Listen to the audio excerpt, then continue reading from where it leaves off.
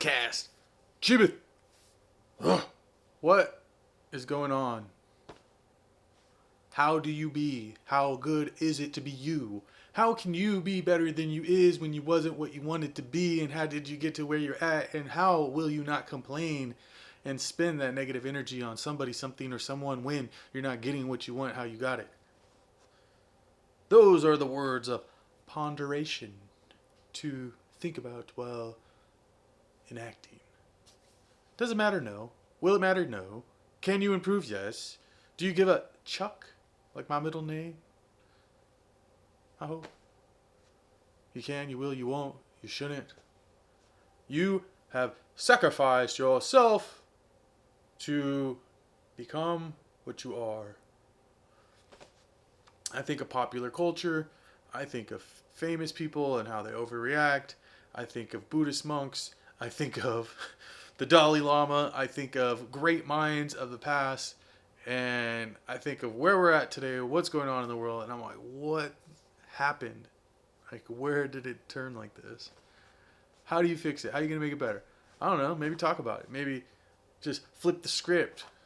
But escapism isn't necessarily going to solve anything, but that's what we be doing around here, escaping. It's Halloween. I'm watching horror. I'm not really a big horror fan, but I figured it's freaking October, so let's do this. I peeped this out. Hard candy. The performances are extraordinary. A fiendish scalpel, sharp thriller. Now, for those who don't know, this stars Ellen Page, who is now Elliot Page. And it's riveting and terrifying because she sets up a pedophile and castrates him. Spoiler alert. So, that's cool. Obviously, it's something probably anybody who ever wanted to do would do it. And, I don't know. It's cool. Whatever. It's worth a look if you're into scary stuff. Then I had to pull out of the archives here. Dead and Buried. Oh, this is good. The creators of Alien bring a new terror to Earth. It'll take your breath away, all of it. Horror movie, zombie flick, bone-chilling, a singular blend of creepy atmosphere and gruesome shocks. Basically, it's just like small town, harbor town, end up killing somebody, and they're all fucking zombies. You know the deal. But it's good. It's 80s, late 80s. Yeah, 81. Oh, early 80s. Huh. I thought it looked like it was newer than that. But, I mean, I think this is a cult classic. People love this. So, if you're into that, definitely peep it out. And if you have, you know, it's good, decent, somewhat well. And then I peeped out Pledge Night from Vinegar Syndrome. Brothers to the End, to the very end. This is about some douchebag freaking fraternity brothers, and they're just pledging till they raise the dead of pledges past. And it's funny because it's music by fucking Anthrax, and lead singer Anthrax turns out to be one of the monsters at the end. Well, he's the monster before he's a monster, which is always fun. Super underground, directed by some like porn star chick, and late 80s. Cool. I don't know if you're into that, you know, hidden gem cult stuff. Pledge Night, boom, peep it out. And then I saw this from the creators of Pan's Labyrinth. Guillermo del Toro presents Mama.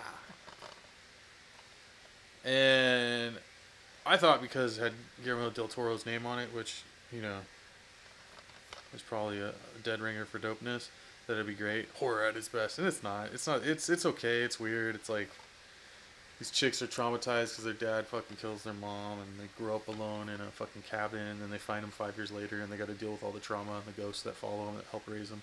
A mother's love is forever. So I guess, now that I think about it, I guess the ghost that haunts them or follows them is the ghost of their mom, who actually saves their life. But I don't know.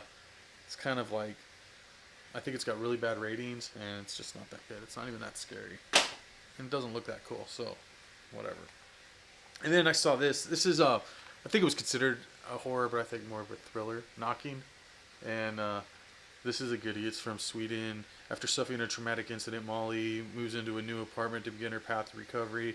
But it's not long after arrival that a series of persistent knocking and screams begin to wake her up at night. Molly's new life begins to unravel as the screams intensify, and no one else in the building believes or is willing to help her. So she's hearing these knocks in this new apartment after getting out of the mental ward, and she's trying to confront everybody, and nobody says, but she just goes fucking nuts. But this is cool. It's in Swedish, and from 2021. It's fairly new. I'd check it out. I liked it. I noticed the ratings on it were under 3. It's definitely like a 4. I don't know. It's really good. I feel also it's one of those ones I could watch a few times.